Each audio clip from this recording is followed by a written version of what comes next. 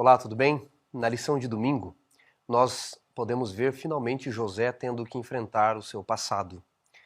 Sabe, um dos piores lugares que nós temos para nós voltar? Todos nós. Sem dúvida alguma, é para o lugar ou são os lugares dos nossos fracassos. É para o lugar do nosso fracasso. Ninguém quer voltar para aquilo, para o lugar, para uma situação que relembre algum fracasso que nós tivemos em alguma área da vida. É uma das coisas mais difíceis para todos nós. Para José, reencontrar seus irmãos significava ter um encontro com o seu passado, com os fracassos familiares.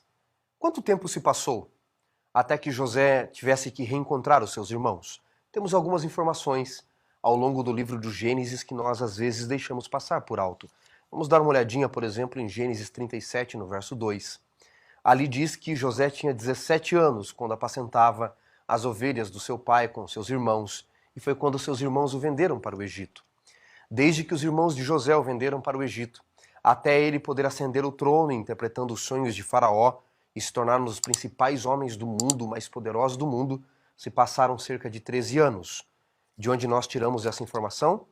No capítulo 41 do livro de Gênesis, no verso 46, diz: era José da idade de 30 anos quando se apresentou a Faraó. Bem, 13 anos haviam se passado. Seus irmãos o haviam vendido, não sabiam mais o que tinha acontecido com ele. Possivelmente achassem que José já tivesse morrido como escravo. Quando José se apresenta a Faraó com 30 anos, ele interpreta que o Egito e todo mundo passaria por 7 anos de bonança, de fartura, e 7 anos de muita escassez e fome. Lembra a visão que Faraó teve, o sonho das espigas gordas e magras e das vacas gordas e magras? Pois bem, no capítulo 45, quando José reencontra seus irmãos, olha que informação a Bíblia nos dá no capítulo 45, no verso 6. Diz José: porque já houve 2 anos de fome na terra, e ainda restam outros 5. Portanto, já haviam passado os anos da fartura e mais 2 anos da fome. José já havia passado mais 7 anos desde que ele falara com Faraó. José tinha cerca de 39, quase 40 anos. Portanto, já haviam se passado cerca de 23 anos desde a última vez que ele vira os seus irmãos. E agora José tinha a chance da vingança, o reencontro com o seu passado. Como ele iria reagir?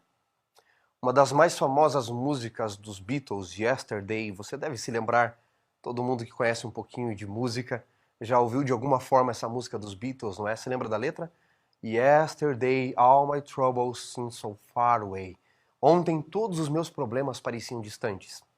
Agora, no dia de hoje para José, ele tem que se reencontrar com o seu passado. Como ele iria reagir? Ele iria agir como seus irmãos? Ele iria se tornar pior do que aqueles monstros que o venderam? Bem, José começa a demonstrar aqui perdão.